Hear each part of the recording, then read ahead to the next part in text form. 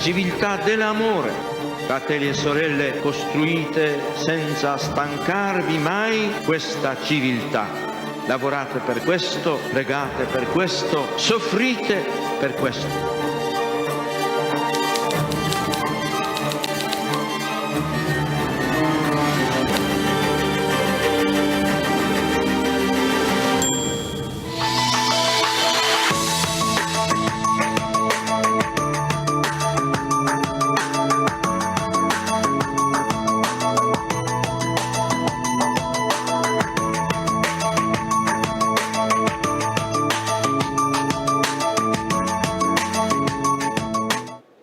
L'aspettavano così?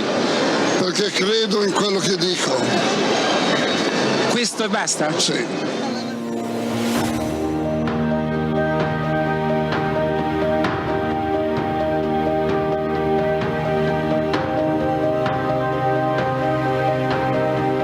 Don Giussani ha generato un popolo e io faccio parte di questo popolo.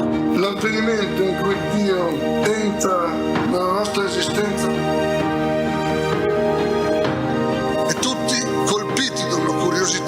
sospendono per un istante l'ora e guardano dalla parte da cui viene il grido.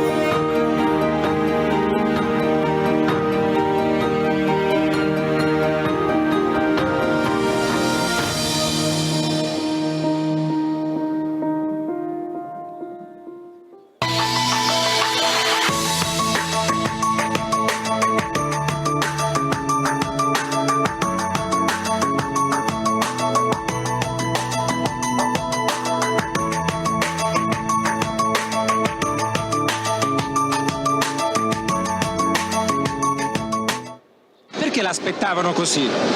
Perché credo in quello che dico. Questo e basta? Sì.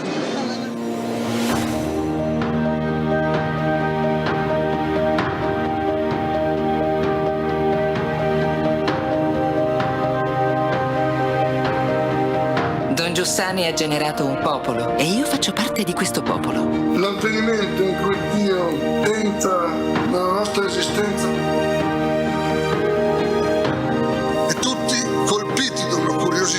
sospendono per un istante l'ora e guardano dalla parte da cui viene il grido.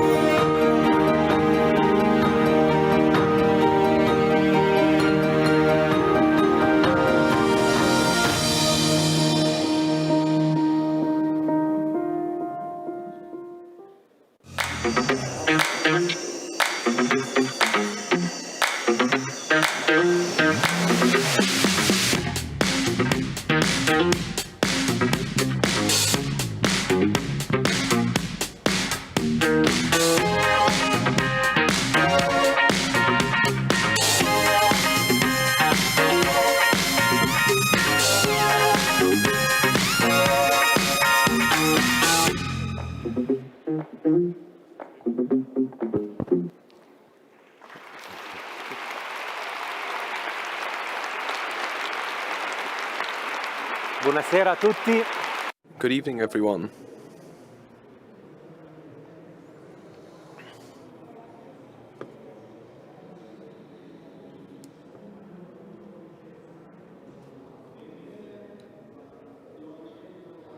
In 1990, I was 16, and as a young Egyptian Muslim guy, a run-of-the-mill guy, I read Mutanabbi, who's a great Arab poet, together with William Shakespeare.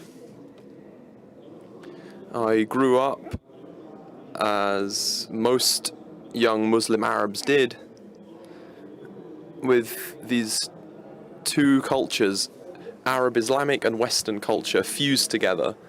And at that age, the main question I had as part of this education was this.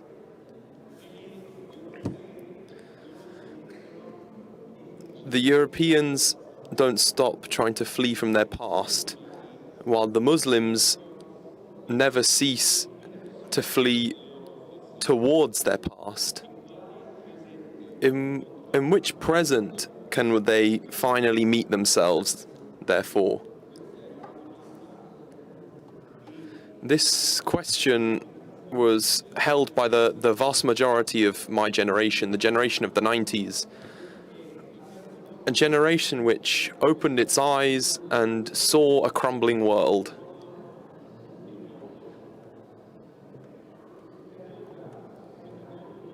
With the fall of the Berlin Wall and the fall of communism, we saw and we understood just how much evil there'd been behind that wall. But not only this, even this year, even in that year, in 1990, there was the first Gulf War. Iraq, which invaded Kuwait, and so the end of another great story, that is the story of Arab nationalism. And with the various Gulf Wars and other great stories, great paths fell, like liberalism, when they tried to shine the light of freedom into the darkness of oil. It was the year of the falling of these great historical trends. Maybe for many of you these are just philosophical trends, but we physically lived through all of this in the Middle East. There's no model to follow that explains our lives.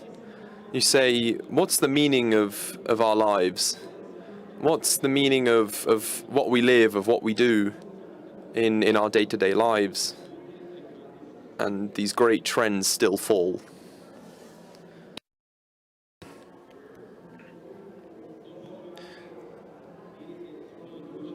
I don't want to say that only ideologies fell, so did religions. Because even in the 90s, it's strange that in 1990 everything seems to have happened. Even in 1990, a wave of terrorism, of attacks began to sweep over the world, in which many, many innocent people were killed. And so, even said, the political Islamism, which used violence to reach its political objectives, in the eyes of these young people, was born in 1990. It was seen to have destroyed the political answer to the religious answer to these questions. Even in the Middle East in the 90s, and for many other reasons, the churches were closed within their own walls, and the bells of the churches would no longer ring and announce out to the world what they were meant to do. Even Sufism, the spiritual movement, abandoned its day-to-day life among the people and lost its road towards God. We're the generation growing up in this period of nihilism in the 90s. The two world wars left a deep, deep wound in the conscience and the collective spirit of the Europeans, which made that any attempt to redefine a definition of life, what it means to be a man, what history is, it was always tainted by everything that had happened in those years, and by everything that had remained outside of those two events. An exclusion that could potentially threaten the whole idea of pluralism. And so, by entering once again into the hell of war and destruction, as a consequence, as I said, these great trends fell, religion fell, ideology fell, and in the end, science fell too. Outside these great global trends, every one of you had to declare his own small story, which he could not include in any of the others. And in this case, it's as if they were already born dead. On the other hand, colonialism, political dependence and economic and social dependence on the colonizer countries, which happened after, left a deep wound in the Arab culture as well. Any attempt to draw meaning from this, what it means to live, to be in a society, to be human, it was as if it was like a consolidation of past humiliations and a threat to the purity of our origins, which by now had become the only possibility to wash away the shame of loving one's own family, one's own culture. As a consequence, the origins became part of a wider narrative in which it began to involve all these small narratives, and asked everyone to draw their own meaning from it. How can we draw meaning from this if everything we do is merely the continuous repetition of an ideal origin, and which stands in stark contrast to the disorder of modern society?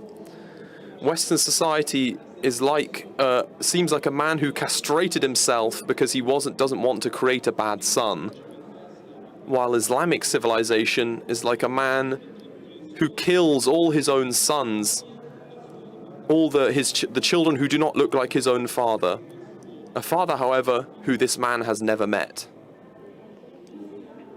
In these years, in the 90s, when the great ideologies would follow with eyes closed, claiming to be the sole bearers of truth. In those years, I read The Religious Sense, in which Giussani asked me instead to open my eyes, to be capable of following. Why?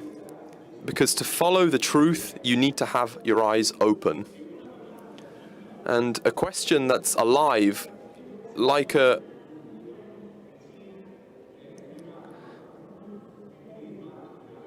wound that emerges once again. I no longer had to choose whether to flee to the past or towards the past. I only had to open my eyes on the here and now. It was the same method of come and see, and it's the same method of Islamic tradition, because every the invitation to Islamic faith begins from a call to see, to bear witness. And every profession of the Islamic faith is called the Shahada, and the word Shahada means to bear witness, but it comes from the verb that means to see in Arabic. When someone embraces their faith, they say, I have seen, I bear witness to this. Because of this, in every encounter with people born in the experience with Giussani, a new great story took form. A new story of hope, founded fundamentally on rationalism, on realism, and on intrinsic real experience. Every encounter I made with anyone who had this experience of this religious sense, Giussani wrote, they grew within me, and so hope blossomed. The hope that I was looking for when I was young in the 90s, and I found that in the religious sense. And I found that in the encounter with you. One of the kind of greatest incarnations of this hope, of this experience, is Don Stefano Alberto. I'm one of the people who cannot separate the image of Don Giussani from the sound of the voice of Don Pino.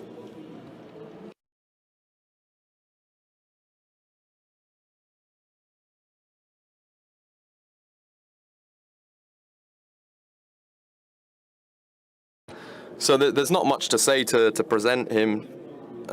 You all know Don Stefano Alberto, professor at the Catholic University in Milan, because we already know him as our dear friend.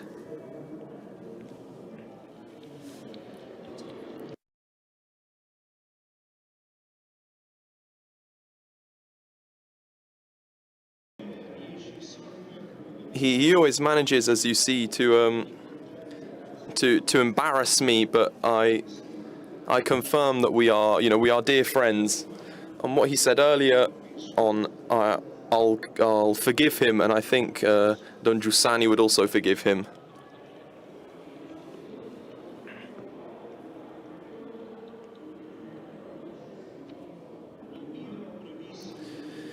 My very brief speech I'll give here to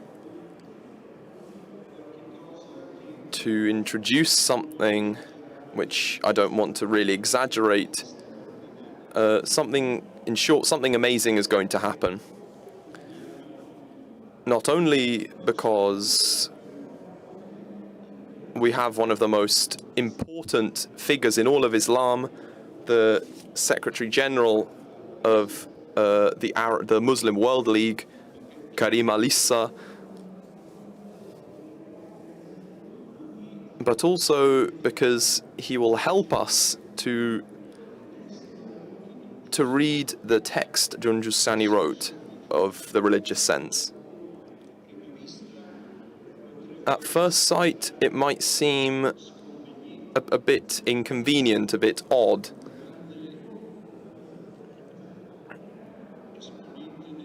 But how a great proponent of Islam reads the work of a Catholic priest, in reality we'll understand better that this is the start of something truly new.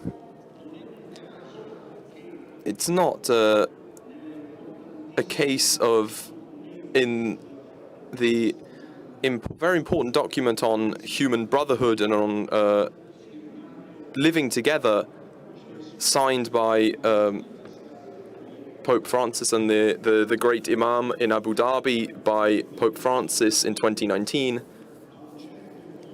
At a certain point in the midst of so many important affirmations,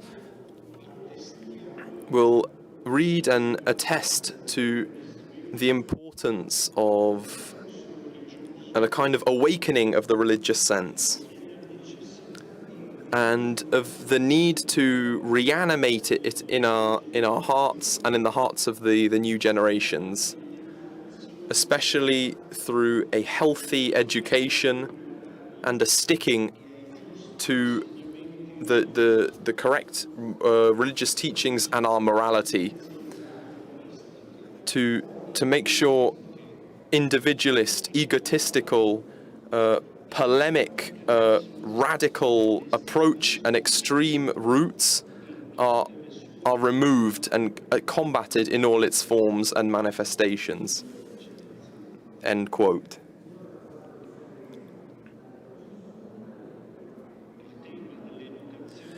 The theme of education according to the religious sense becomes so central, so important, and becomes always more alive as a topic because of the possibility of confraternity, the ability to create a brotherhood, a friendship, a true friendship that doesn't censor our divisions, but knows how to welcome and embrace what all humans share.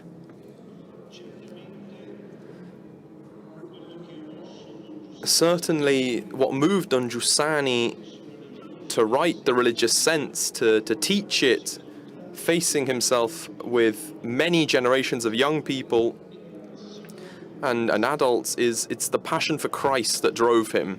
And from this was born, we've already heard it many times in these days, the passion for man, passion for humanity, the passion for individual people and his humanity, the use of reason, the use of our own freedom. If there's a risk that penetrates all personal experiences, social experiences, across all cultures, it's that which Giussani called the the transcuration of the eye, the penetration of the eye, in reducing the wideness of reason, the breadth of human reason, the suffocation of the use of our freedom.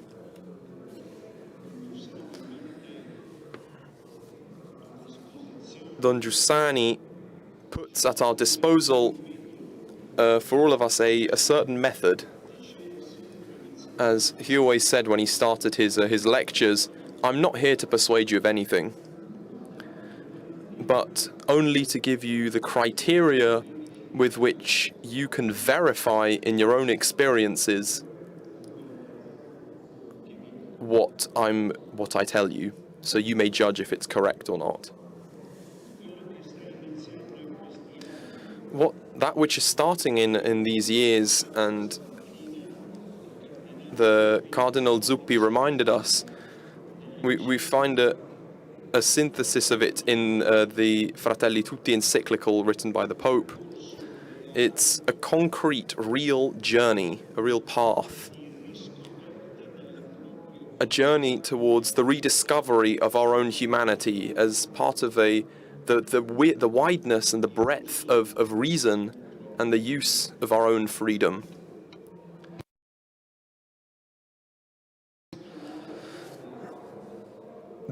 All of this doesn't happen as part of simple dialectics, as part of theoretical discussions, but only through direct encounters, something physical.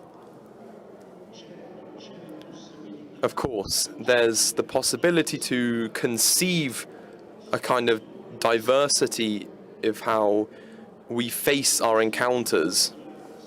We heard people talk about, and we continue to hear about, the idea of the clash of civilizations.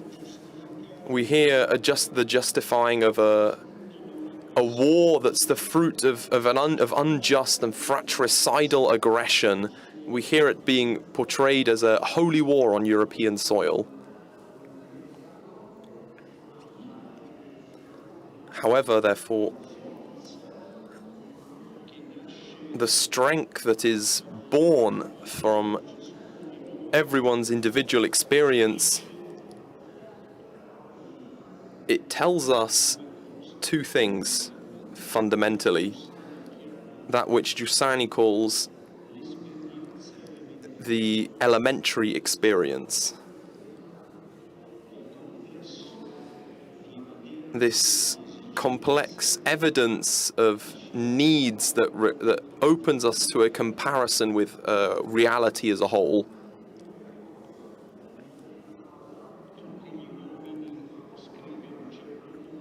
He writes, all people, when they say I, they use this word to indicate a wide level of things, come from different histories, different circumstances, cultures, but indubitably, when these people say I,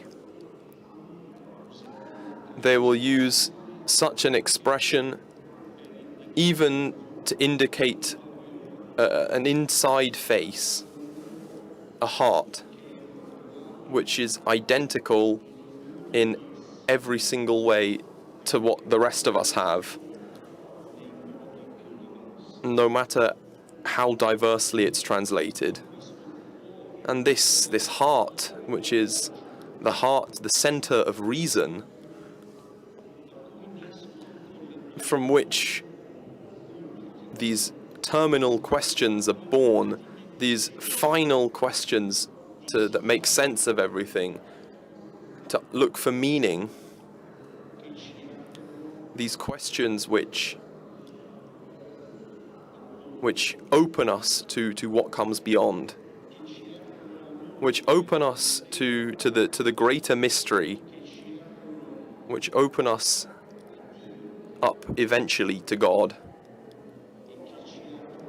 and which open us to one another.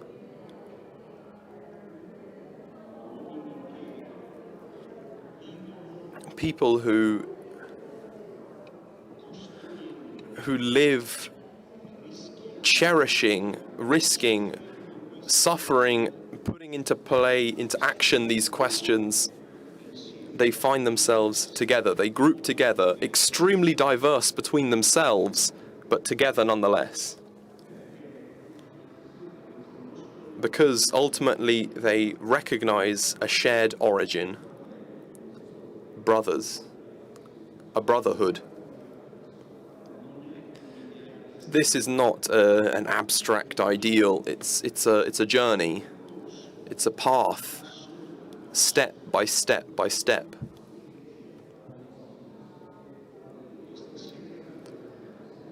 And tonight, His Excellency Al-Issa will allow us to make a great step forwards, following Pope Francis,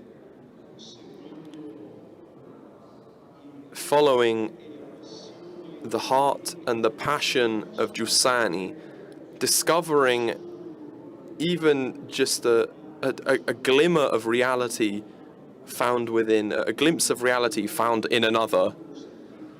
And so allow me to express our deep gratitude to His Excellency, how moved we are that he's able to join us.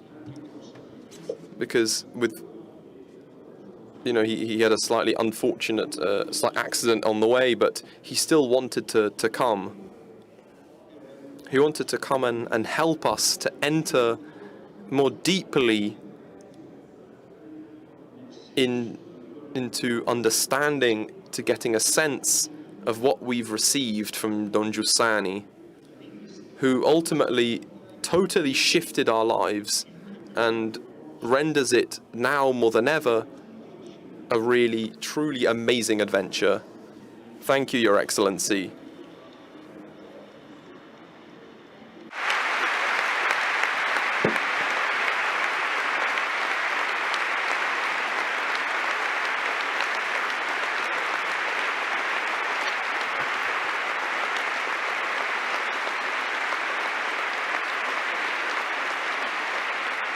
Grazie a Don Stefano Alberto.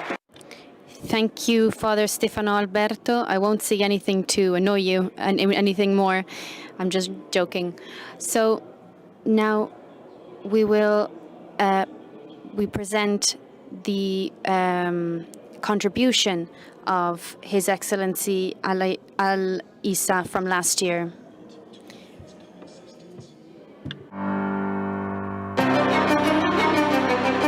It is his mission and dream, but every day he makes it a reality for everyone.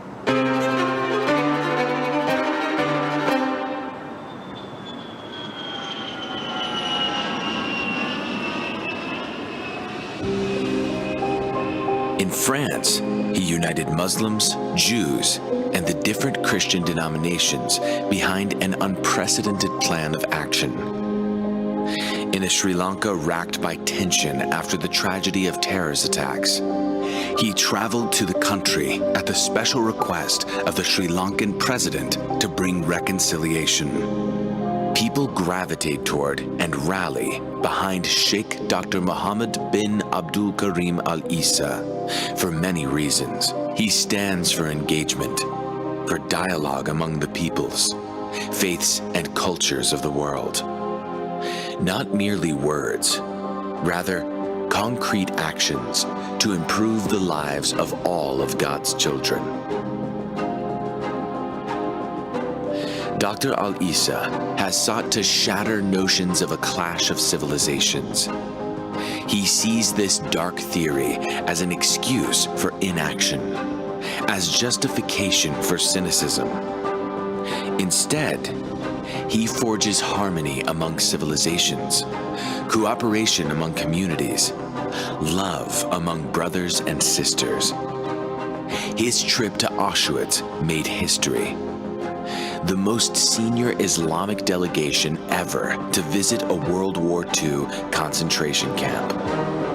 He condemned the Nazi crime of the Holocaust against innocent Jews. He declared any act of Holocaust, denial, or minimization not only a falsity of history, but a crime against Islam. As he stated at the time, "Here our brethren were burned for their ethnicity. This shall never happen again." Dr. Al-Issa inspires others to walk in his steps. The effect of his Auschwitz visit was seismic, and Muslims saw his argument and spoke out in favor of new relations between Jews and Muslims. At the same time, Dr. Al-Issa pushed forward with efforts to advance the rights of Palestinians, but he did so by engaging the followers of all the revealed religions. This is what makes him different. He sees common human values and the message of peace, where others only see politics. He sees the values of brotherhood and cooperation as something that can bring the people together among different faiths and within faiths. Throughout his tenure at the Muslim World League, Dr. Al-Issa has embraced all Muslims, regardless of their schools of thought and sects. That includes Sunni, Shia, Druze, Sufis, and all the branches of Islam. He has repeatedly brought together Sunni and Shiite scholars for joint Islamic work in Iraq, in Afghanistan, and in other countries, establishing partnerships in place of tensions. At the Forum for Civilizational Rapprochement and the Center for Responsible Leadership, he has assembled some of the most diverse and effective interreligious and intercultural alliances in the world.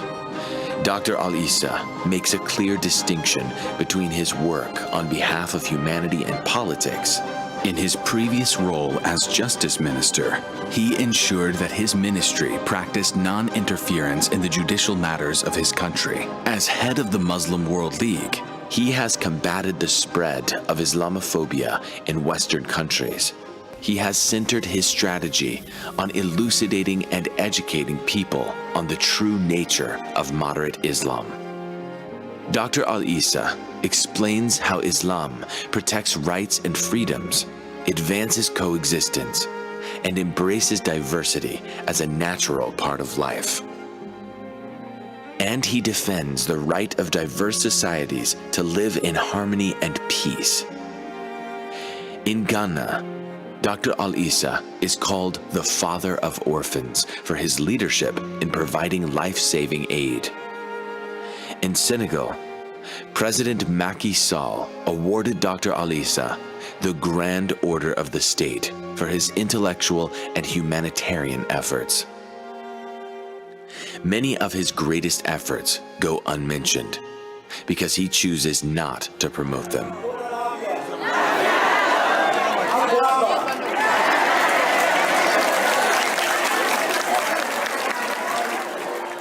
These include his work in fighting human trafficking, such as his Mercy and Peace initiative that has helped save thousands of lives.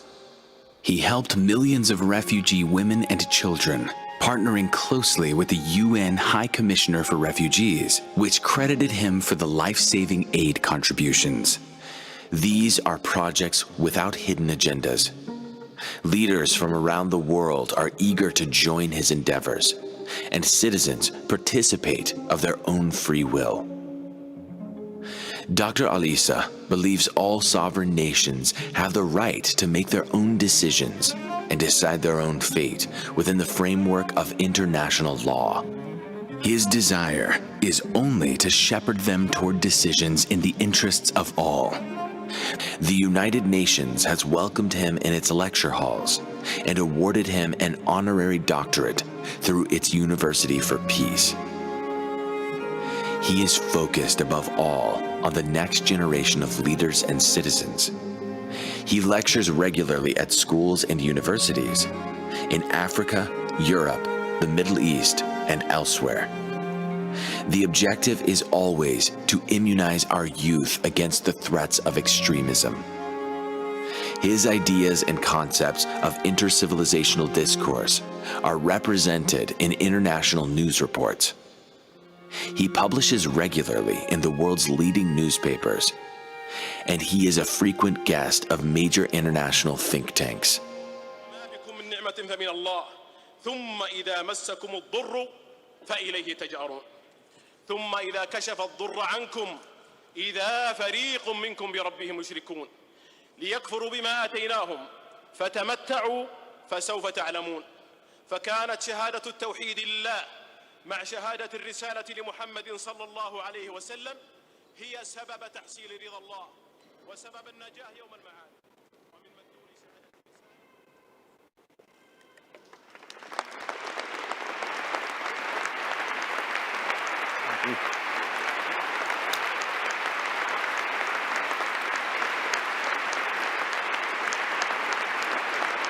Siamo entusiasti di sentire.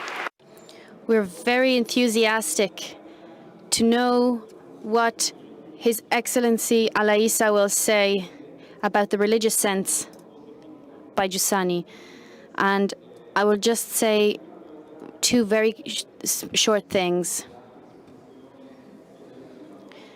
And I will express for the first time that for the first time 2019, in May 2019, there was an initiative on his part. 1,200 scholars and imams formed a document, the Mecca Charter, which decided that the relationship with the other is a column, a pillar of the Islamic faith, a new one, because it enables to see Islam in the light of the consensus of the scholars of Islam. It has the same authoritativeness as the text of the Quran itself and of the Sharia. So this is a very important thing, and it means that all of these travels of His Excellency, there is, on a parallel level, a work within the Islamic community to open up spaces for dialogue with the other. And last May, in other words, 3 months ago, for the first time again in history,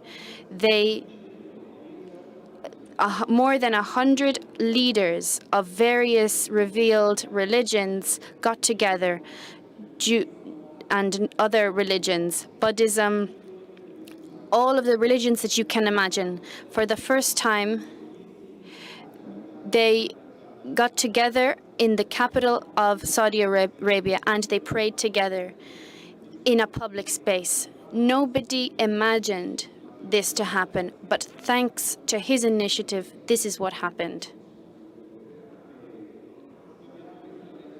And we saw this at the conclusion, at the end of this video, this great honor. There is no greater honor for a Muslim than to carry out this homily at Arafat, at this very important sacred place. There is no greater honor within the Islamic tradition. And His Excellency chose as the topic for this homily to present to 1 million Muslims in front of him, 700 million online remotely.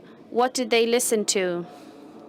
They heard a speech, a homily about the relationship with the other. Relationship with the people who insult our faith, who offend our tradition. How can we respond? How can we respond to these people? Peace be with you. Just like the Quran says. If the killer who tried to kill Samandroji, the British writer, and all those million Muslims who listened to him speak, and everybody heard this homily, if he, this killer, heard him that time, I don't think, if he had heard it, I don't think he would have had the courage to carry out this terrible act. I would like to give the floor to His Excellency, but before I'd like to say that one thing that really struck me. I am here as a sort of, he's not here as an authoritative figure of the religious world, of the Muslim world, but he is here because of a friendship with Cardinal Turani. And this is what brought him here for the first time to this reality of the meeting.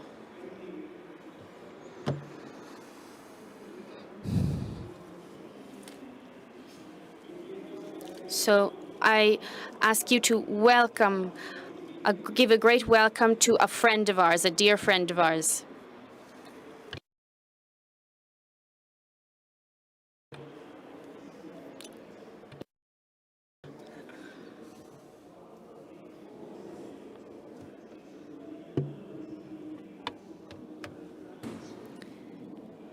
Thank you.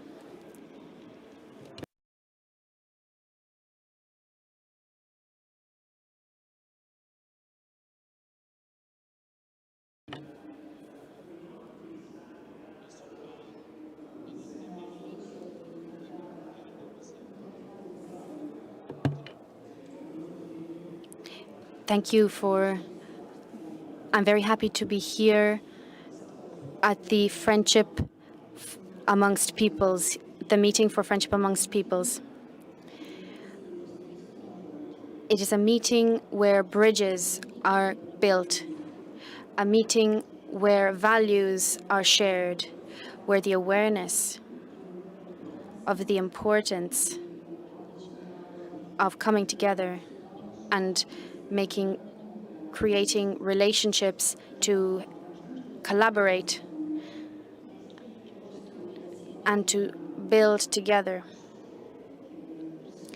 to the point of becoming a human brotherhood, to face problems of the heart and of the mind that we all need to learn to cure and resolve, to create a world that is more in harmony with itself and with others, a world that is safer and more peaceful,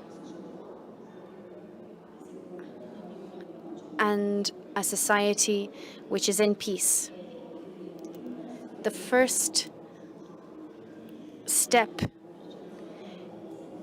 is the perception of the religious sense and the sense of faith, which represents the value of faith in every human being.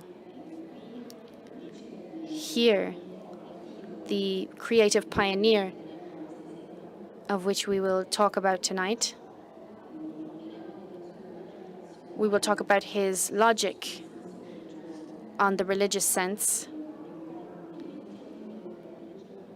and with which I identify as the philosopher, the religious thinker of an open mentality, Luigi Giussani, who respected man, human beings, and everybody, and respected reason. From the popes to the great religious thinkers, the intellectual Christian intellectuals. And he has been celebrated by all of these and Oriental intellectuals as well, both Christian and non-Christian. And amongst them, there are Muslims as well. Yes, Muslims as well, because in Islam, there is a saying that goes, wisdom is the lost destination of every believer, and once they find it, they become worthy of this path. And in the Quran says that God gives wisdom to anyone he wishes to give it to. And those who find someone who gets this gift is a gift. Giussani has this wisdom. Giussani says in this context, the greatest sense of deprivation is the absence of what is human. And therefore, according to Giussani's logic, we need to feel the importance and the value of our existence.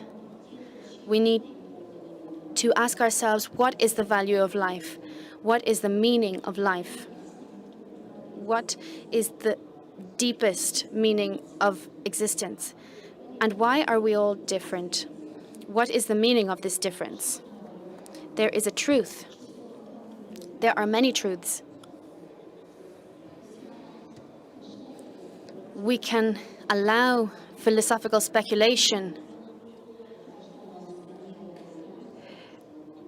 become a sort of way for truth to disperse itself.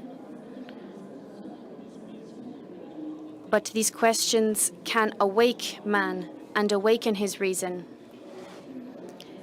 and bring him towards a mentality which is healthy. The interpretation of our existence, which is nihilism, wants to cancel out it wants to cancel out the truth and a true interpretation of our experience. He talks about life at the level of the cell. And we ask ourselves, how did life begin? How did life begin at that level? And how did it develop then afterwards to the point of creating a soul? And many details of creation are surprising. How were all these instincts recreated? All people have this value of faith, which is not only believing in the existence of a creator and then making do with that in an absolute way. Shared values, moral values that are shared between believers and non-believers are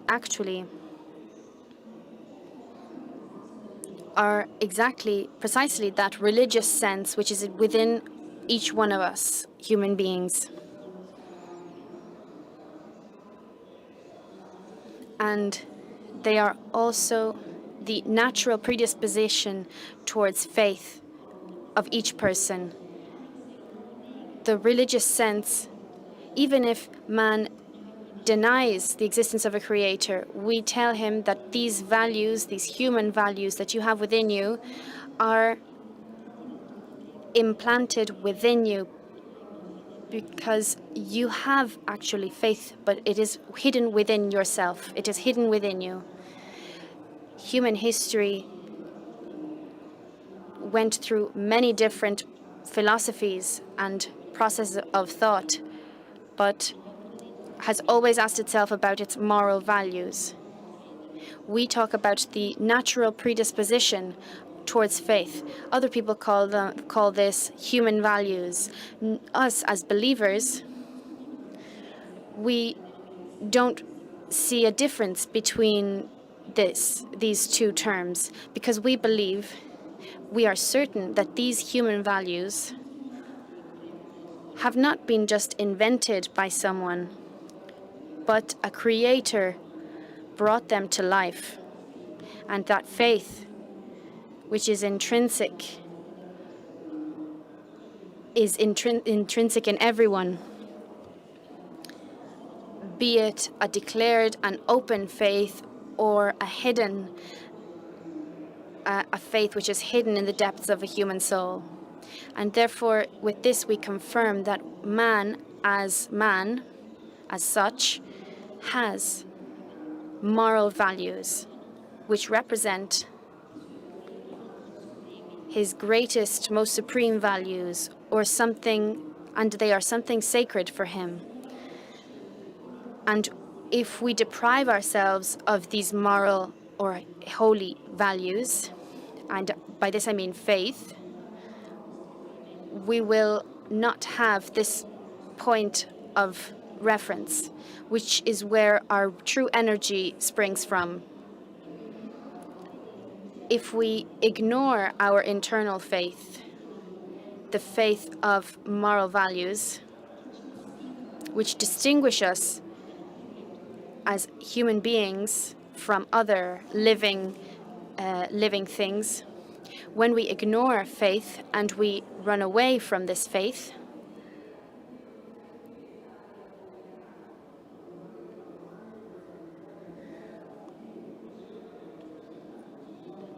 when we ignore this faith or we run away from it,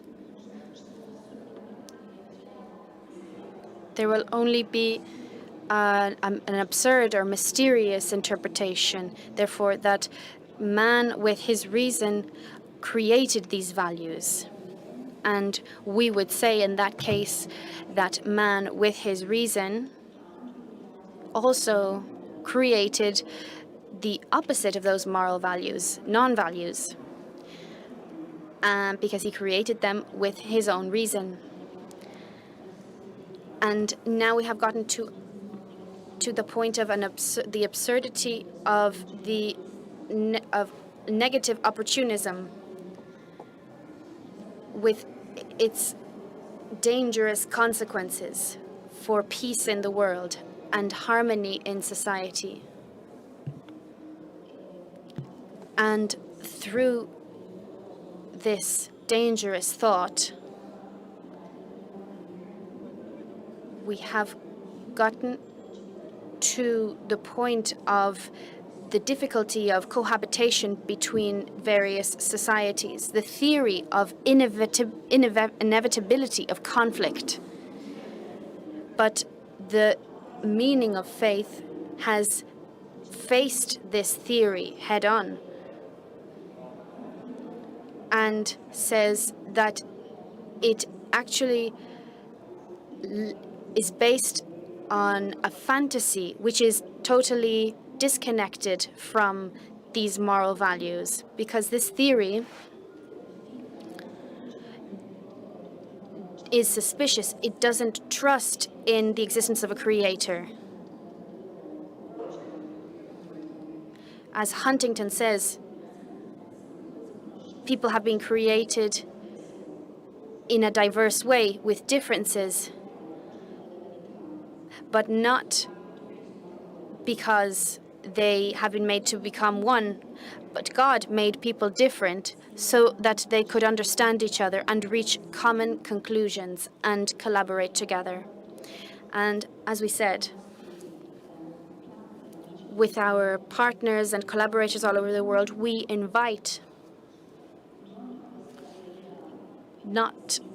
don't invite man to this pessimistic theory, but to a theory of alliance.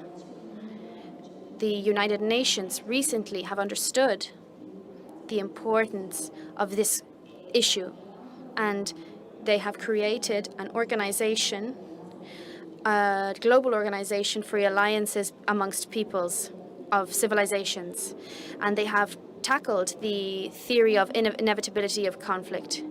This goes against the idea of good for man, what is good for mankind. It is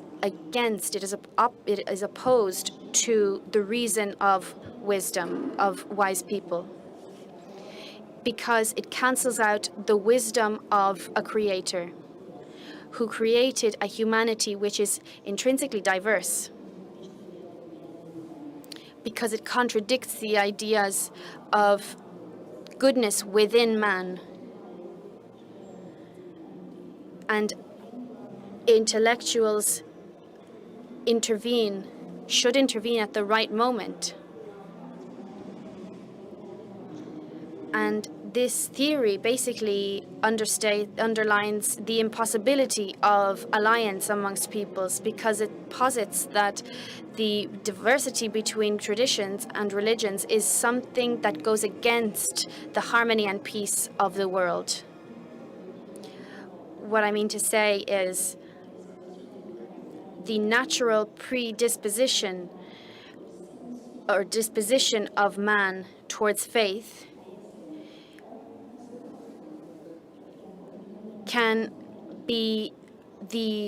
is a sort of a hidden or manifested faith. But when man understands this, they can touch those values, and these values become tangible. Because to deprive ourselves of this sense of faith, is exactly what created these theories of inevitable conflict and Islam and extremist mentalities. Huntington confirmed the inevitability of war, and his work became a bestseller, and it has been translated into many different languages. And also the extremists also embraced this work. And it was very much supported by many ideological factions, both in the West and in the Middle East. But it goes against the natural disposition of man, the natural nature of man. It has distanced itself from the real religious sense. Why does man reach these solutions, these ideological affirmations towards conflict, which are against human moral values? The great thinker Giussani responds to this, and he says in one of his great masterpieces, he says that man needs to free himself from ideology and from prejudice.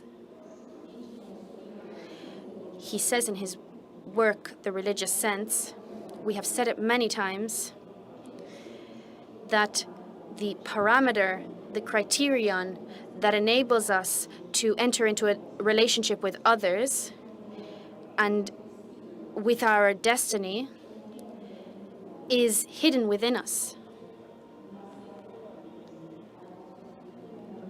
based on our original structure. And when Samuel Huntington talks about the inevitability of war, of conflict, he imposes chaos of human existence based on competition. He posits this as the foundation, and this is born as a soft power, but then becomes a hard power. A soft power becomes hard. This cultural war becomes a moment of ecstasy for those who support it, for those who sustain it. It is a barbaric force, a barbaric strength. It is barbaric, this theory of the inevitability of war. They are wrong, these theories that he has spread, despite the fact he is a great professor of Harvard. And he has also bridled titles to do with, was the U.S. National Security Advisor. Despite all of this ecstasy of the imposition of a culture on other civilizations and the elimination of the religious sense, which denies a possibility for dialogue, all of this and this ecstasy invites society and civilization to chaos. When we talk about civilization, it is civilization which uses its intrinsic strengths and not its barbaric resources. And as Giussani says in his book, The Religious Sense, he says, in reality, actually, chaos represents the temptation, the most enchanting temptation, but just as deceiving. And its deception is precisely within this enchantment, which makes us forget that man did not exist once, and one day he will die. And for this reason, this is why violence leads him to say, I affirm myself against everybody else and against everybody and everything. Giussani says, in truth, man affirms himself only when he accepts reality. And when he begins to affirm himself only when he accepts his own existence. That is to say, when he accepts his own reality, that he did not create himself. And he also says, in the context of wider conventions, that it's important to perceive a sense of faith in order to confront those who rebel against this religious sense. He says, he recalls a profound religious existentialism that allows a kind of religious liberalization, a religious freedom. He doesn't say that you get tired of fighting against the current. Giussani invites a kind of peaceful struggle, a fight to reclaim this sense of the reason for our existence and to make human values widely known so that we may live our humanity and be capable of distinguishing ourselves. And regardless, despite this, Giussani truly appreciates the role of rationalism in its context. Not a decontextualized rationalism, but one put in its proper place. The logic of faith in humanity doesn't mean that one must cancel out reason, the discovery of our values, because faith has given us a roadmap for human values, but the details of this faith are tied to mankind, and they are based on our sense of faith, our perception of it. Therefore, religion respects moral values that are recognized and that are the fruit of man's natural predisposition, whether he's religious or not. Therefore, in Islam, the Prophet says, I have brought you towards human values. And this means that it's gone beyond our limitations. Even if who brings these values doesn't have a religious sense himself. The difference of religion has nothing really to do with shared human values, because the religious difference is tied to each religious creed. And that's why in his book, The Religious Sense, Giussani's book, it's not a theological book, it's not a religious book. Rather, even though he talks about he talks about beliefs that are common among all believers, but it's a book that at the end of the day talks about man. Of man who needs to rediscover himself and who searches for the secrets buried within himself, whether he does it alone or with the help of others. Giussani plays this role, which is to say, he shows a path, he helps bring clarity to those who've lost their way and shine a light on shared human values. until all men can rediscover themselves through their religion and through their own healthy reason, and not with rebellion and chaos and conflict. Giussani doesn't argue in a theological context, but rather in a philosophical or intellectual one he resolves to all, religious or not. He speaks to them with a kind of wisdom. The wisdom and the natural predisposition of man, who believes in the Creator that created him, and that planted within him these values in a spontaneous way. And so when he discovers this predisposition, he does it either on his own or with the help of others. And this great thinker, Giussani, he didn't focus on theological slogans. That wasn't important to him. But despite the fact that he himself was a theologian, and despite his writings are broadly theological, we see that his ideas often, we can find within them the texts like Makarenko, like Dostoevsky, like Kafka, like T.S. Eliot, like Goethe, like Shakespeare. And with all these deductions, and even with the ideas of Pope Pius X, and religious ideas of the sort. So Giussani has a book that brings all this together, that allows us to rediscover ourselves and rediscover others. And eventually to discover the spiritual significance behind everyone. And Giussani didn't separate one's spirit from one's mind, but rather he calls the mind the link to the spirit. And therefore it's not with this theory that he says, keep quiet your reason so that your spirit may speak. He doesn't believe in this idea. Rather, he believes in an intrinsic wisdom that says, Giussani tells us, reason is what makes you truly a man, but learn to control your reason and not to be its slave.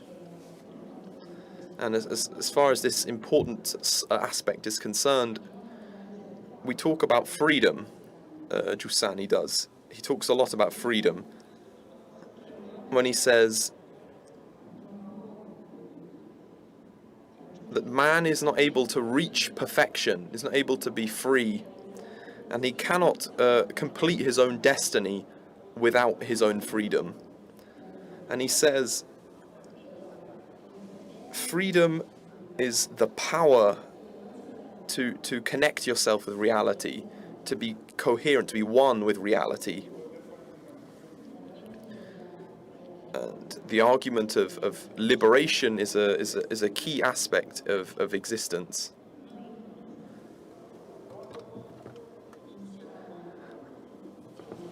And we've been created to live in peace, thanks to our freedom.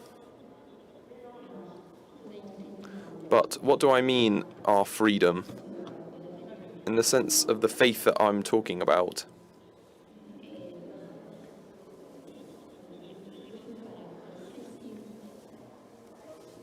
To refuse any value that doesn't recognize our identity, that doesn't recognize our origins, and doesn't recognize our uniqueness. And it's the power, that force that doesn't accept discussion with others.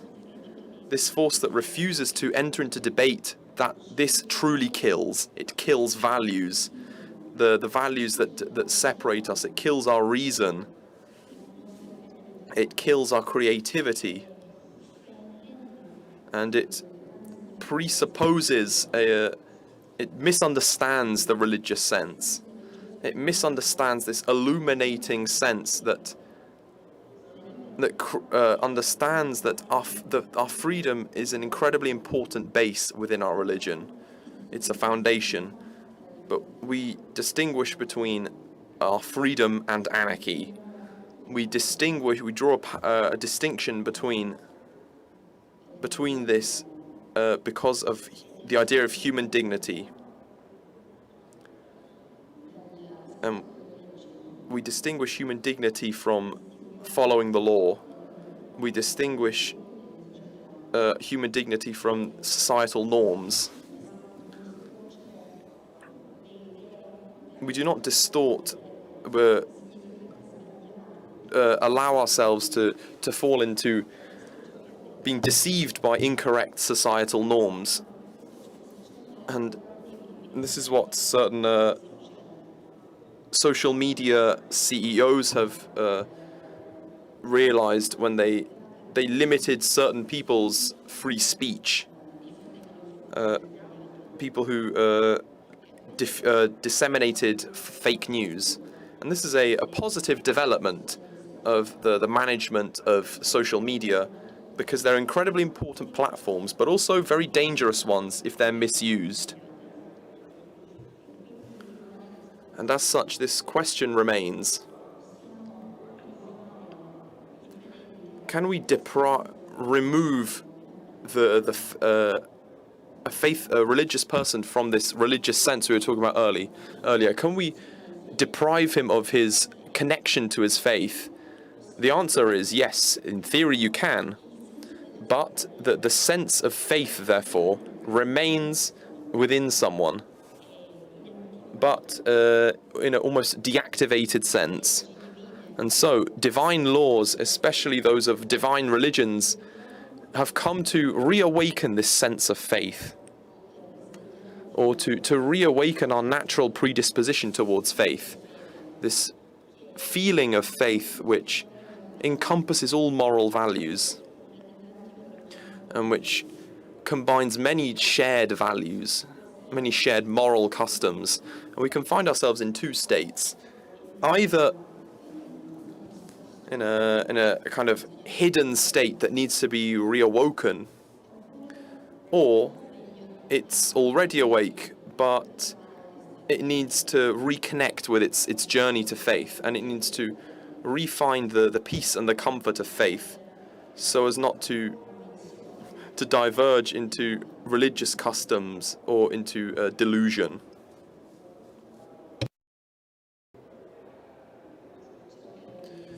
I'll try and be a bit more brief.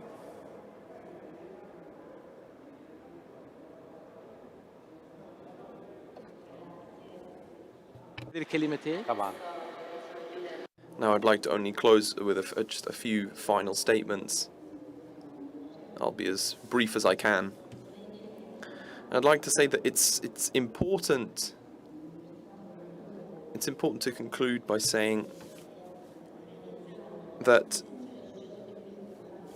realizing the religious sense, that finding the religious sense Giussani spoke about, represents kind of humanity's baggage, humanity's spiritual baggage, and the values he has, these values are intrinsic to all mankind. And this assures, makes us aware of the surety of these values, of their concreteness, of their solidity, that we can live happily with these values, not as something materialistic, but it's important that we build, that we finally allow these. We must realize that without shared values, we can never live in harmony. And those who ignore our shared values will be the real losers at the end of the day, because they believe that by ignoring our shared values, they can win. But instead, it will only be a passing victory, Pyrrhic at best, that will end up in a defeat. We all want to live in peace, in pacifist societies, and the only way to reach there is to build bridges of understanding and of acceptance, and being aware of our differences, and of the pure desire to do good, no matter how varied our differences may be. It's something that's bigger than all of us. Without conflict, without clashes, like how birds innocently fly overhead, without clashing with one another, we are greater than these birds because we have reason and because we have faith in our Creator. And if reason often punishes us, it's our choice. But this doesn't represent the will of the Creator. Because God has given us reason, but ultimately it's us who use it often in exaggerated, risky manners that are incorrect. Often even faith is used in a risky manner, but that means it's not an authentic faith. With our shared values, we ought to love each other. With our shared values, we ought to collaborate. With our shared values, we ought to build and we ought to give. With our shared values, we ought to do good. And with our shared values, we will overcome the challenges that face us. And with our shared values, we will defeat evil and live and share our world in justice and in peace and harmony.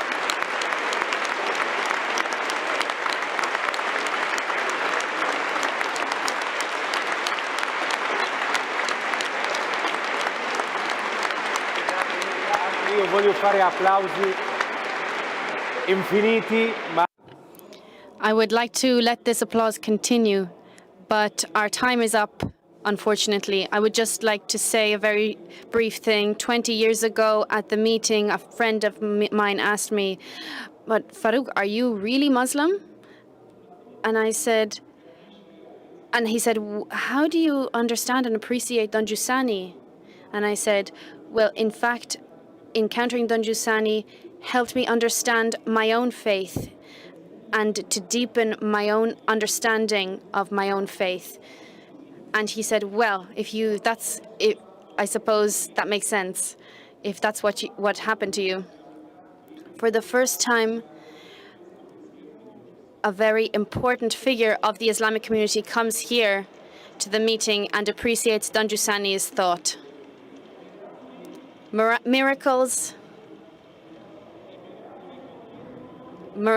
continue to happen on the stage of the meeting, because the stage of the meeting is a reflection of its people, of all of you. This freedom, this independence, which needs to be supported by your donations.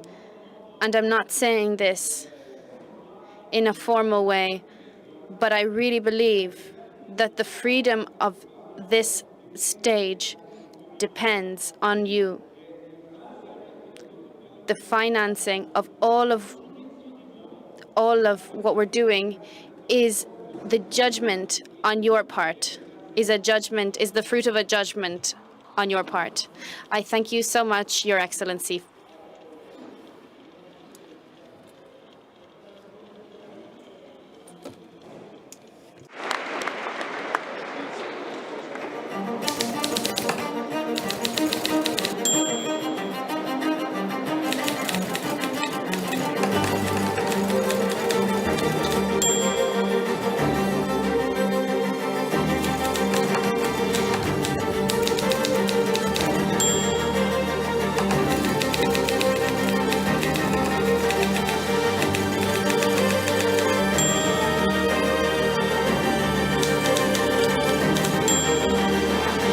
civiltà dell'amore. Fratelli e sorelle, costruite senza stancarvi mai questa civiltà. Lavorate per questo, pregate per questo, soffrite per questo.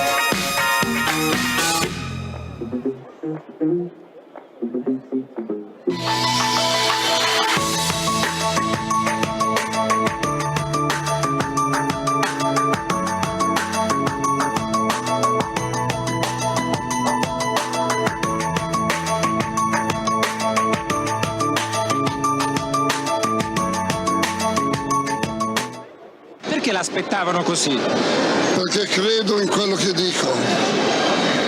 Questo e basta? Sì.